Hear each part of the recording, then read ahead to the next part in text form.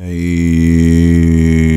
what is up, guys? It's me, Alpha Papa Novi, and welcome back to the channel. And good morning, everyone. It's morning here in California. I just woke up. I'm pretty sure you guys can tell by my voice. Right now is 6:52 a.m. It's 10/11/2014. Today is Saturday, but let's get right into it. Because I don't want to make this video too long. So where's my mouse cursor? Here it is. I hope you guys can see it. Okay, let me explain to you guys the notepad and how the notepad works. So this is the old testing that we did. I don't know if you guys remember. I will link the video to the description, and I will also post it as a comment. Here is the old testing. So this is how they came in this order last time that we tested them.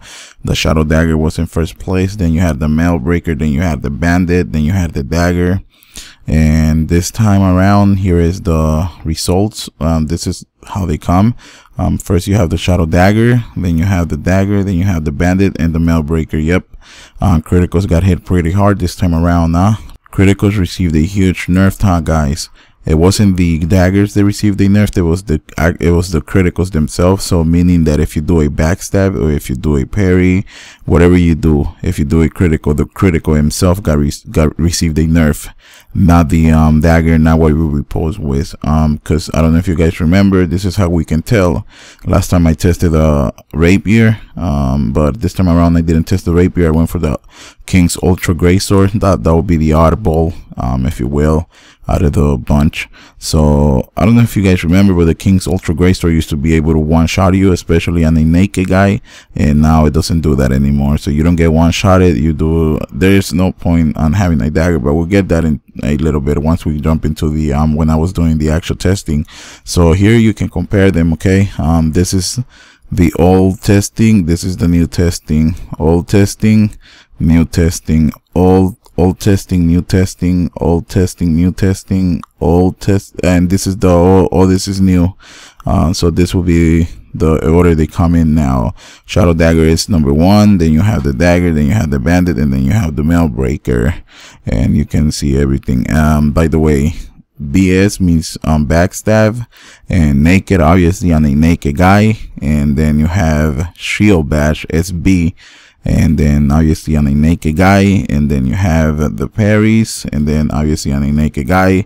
So you guys can pause the video. I am also going to post this as a comment for those of you that want to like paste it around, or I don't, for some reason you want to make your own video and you want to have this information. All you have to do is copy and then paste it to Twitch streams, whatever chats you're watching, or whatever you're doing. Don't be afraid. You can share this video, share it around. All right, so now we're going to jump into the testing side of things. All right, guys, so here we are on the testing side of things. Now I have a disclaimer before the video begins. This is not my build. This build was made, this build was created only for testing purpose. I do not PvP at this high soul memory, or I don't PvP at this high soul level, if you will. So it's just for testing. Please don't be the one guy that leaves a comment saying that like, oh my god, you're what's wrong with PvP, why are you such a high level, you don't need to be a high level, da da da da, blah blah blah blah, so on and so forth. The reason I am a high level is because I'm doing testing. I need to be at a high level. Like, I'm not gonna run to the freaking old lady in Medjula, or I don't know, wherever the first things be tweaks, bonfire, and change my stats every single time that I can. If I can use a dagger, I'm gonna be like, oh wait, I can't use a dagger, and if I put my soul level high, someone's gonna comment something dumb, so I must run and go change my stats. No, I don't PvP at the soul level. I don't PvP at the soul memory. I actually do not even PvP on the PS3. I PvP on a PC. Alright, so I spent a minute explaining that, because there's always a guy that leaves a comment that I'm what's wrong with PvP because he sees my soul level, and I guess they freak out or something.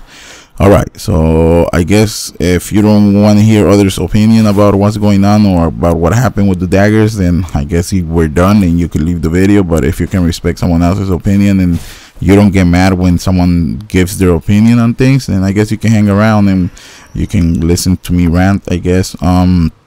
It's not even a rant, it's more like there's no point on having a dagger now. The daggers are fucking completely useless. Like, what do you need a dagger for? You might as well riposte with your primary weapon that is probably going to do more damage than a dagger. And I don't know why did they make this decision that like they're gonna nerf criticals so hard, because I mean it's all about the reward. If you risk getting a parry, you're risking losing, I don't know, 1000 HP if you get hit because you went for a parry and you didn't time it correctly. So now you're getting hit on the face for 1000 damage. And hey, to me it's all about, with great risk comes great reward, right? So if you risk getting a parry and you miss it, you're gonna lose 1000 HP. But if you get it, I think that you should do at least 1000 plus damage. But most of the daggers don't do 1000 plus damage. The King's Ultra Great Sword has trouble doing 1000 plus. And the reason that I got to testing this is, number one, like 2 people told me on a comment on my other video of the daggers, like I said, I'm gonna post the link. Like 2 people were like, can you test this after the last DLC? And I didn't think of anything when I received that comment, because I was still playing the DLC. I hadn't PvP yet, so I was like, I don't know, maybe they nerfed them again. And then I started PvPing like 2 days ago, and yeah, they actually received a huge nerf.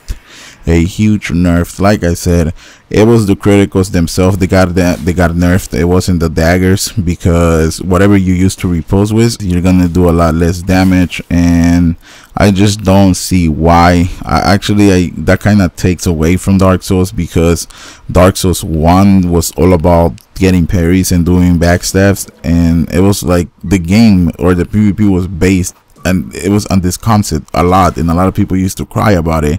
And the people that used to cry about it is because they didn't know how to counter backstabs. They didn't know how to defend themselves from backstabs. I never cried about it. I never had a problem. I mean, when I started PvPing, I had a problem with backstabs, but then I learned how to counter them, and whoever wanted to backstab me, it was going to get backstabbed, because I would just, it was pretty easy to counter backstabs in Dark Souls 1. I guess they just don't want to learn. I mean, it's not that hard to learn. Backstabbing in Dark Souls 2 is pretty simple. I have no clue why they nerfed them so hard, to the point that the daggers are, it's pointless to have a dagger. There's no point. For those of you that love menu swapping, it's no point now. Like, for what? What are you gonna menu swap for? To look cool? Number one, you don't look cool menu swapping in Dark Souls 2. You have like a 5-minute window where you can like run to the bonfire, run back, and riposte. It looked cool in Dark Souls 1 because the window was so small that only people with a lot of skills did it. I didn't know how to do it in Dark Souls 1. I didn't know how to menu swap like a lot of people used to swap to the Hornet Ring. I did not know how to do that.